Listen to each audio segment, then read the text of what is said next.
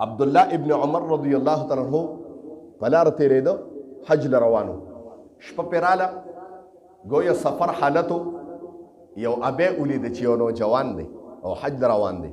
نو ابی ورپسې یو ماشوم ولېږه چې کور ته راشه، دلته مېلمستیا کوم ته حج له روانې، کور ته یې راوسته. چې راوسته اکرام یې وکړه، شپه شوه، چغې شوې جي، چې څنګه شپه شوه نو چغې شوې. وی عبدالله ابن عمر وی چې شپه شوه نو چغې شوې، او چې چغې شوې زه بار راووتم، ما وی ګنې د دې ابی د چا سره جګړه ده، بار راووتم هېڅ هم نشته، چغې راځي. صبحایي ماله خوب رانغی، ټوله شپه مې په ناسته تېره کړه. صبحایي راووتم، فجر د اذان ګویا چې د مونږ نه پس مې د ابی نه تپوس وکړ، ستاسو په دا دغه کې چغې شوې په دې میدان کې، دا کوم ځای وی؟ وی څنګه چغې دې اورېدې؟ وی د مشکیزې چغې مې اورېدې، چې ای مشکیزې داسې چغې مې اورېدې. ابی ورته وی ها دا زما خاوند و او مړ دی په دغه قبر، دغلته زموږ د کور د شاته مې یو قبرستان کې ښخ کړی دی. وی دا ولې چغې وی یو پیره یو کس تږی و چې زموږ د دورشل نه راوغورځېده، د توندې نه مړ کېده.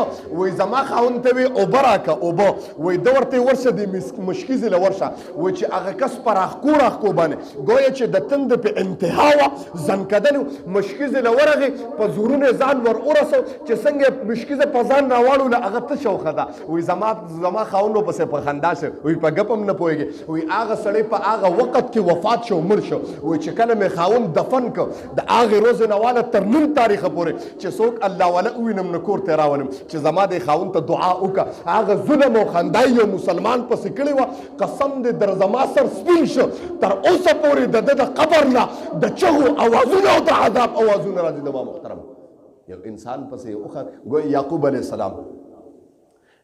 السلام له یو مېلمه راغی، او تاسو دا واقع مشهوره ده.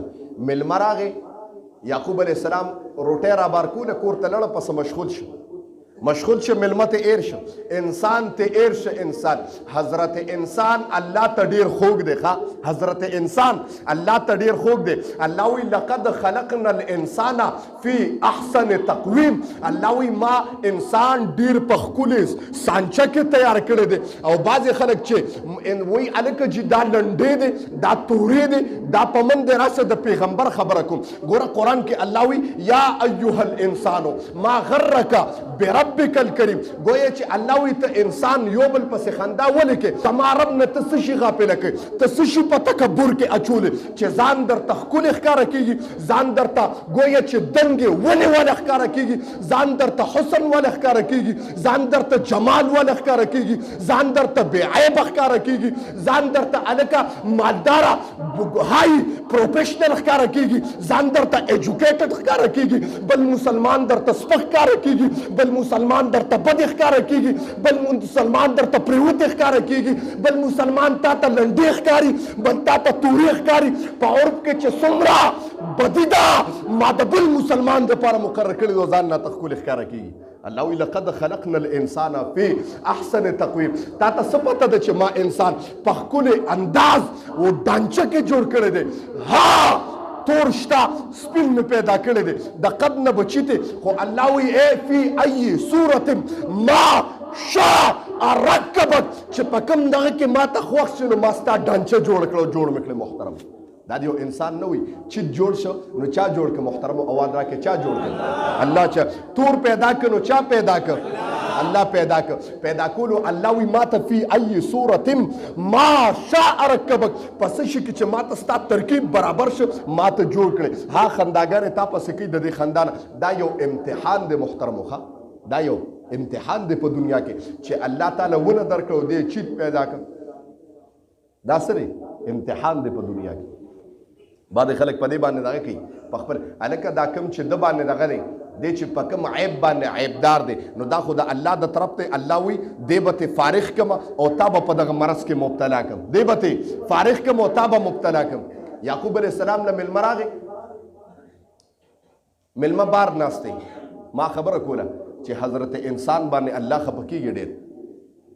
وی مېلمه بار ناست یعقوب علیه السلام نه مېلمه هېر شو، په خپل کار کې مشغول شو. مېلمه ډېره زمانه تېره کړه، واپس لاړ.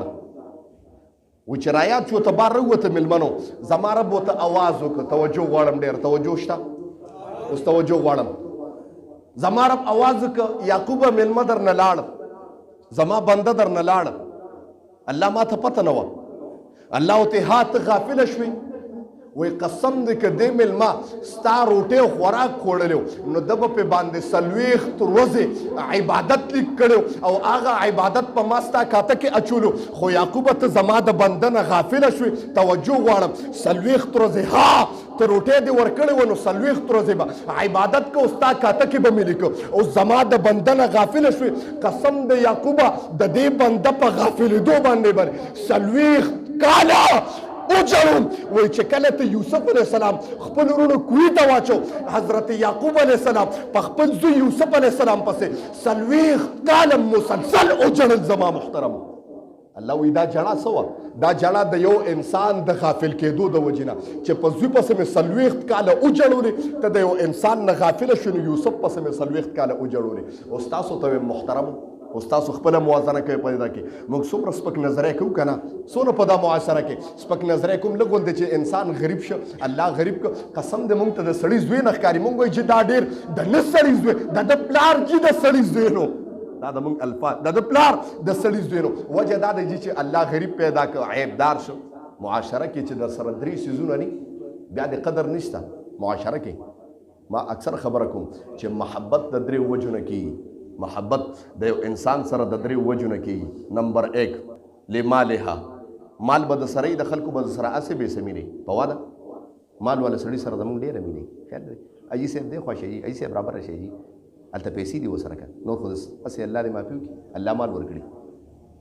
د مال د وجې نه محبت کېږي. نمبر 2 ولجمالها ښکلې به د حسن به په انتهایی نو خلک به ورسره مینه کوي.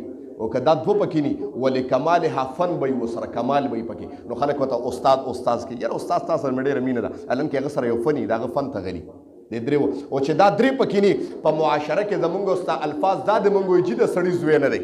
مونږ وایي څه وایي او لا داسې هم پکې باندې وایي یاره جي د پلار د سړي زوی نو د پلار د سړي زوی نو. دا ولې الله غریب پیدا کړي کنه الله لغوندې غریب پیدا کړي او دام ابتلا ده د امتحان چې الله امتحان نو سری په دنیا کې. یا رسول سلام علیکا یا حبیب سلام علیکا سلام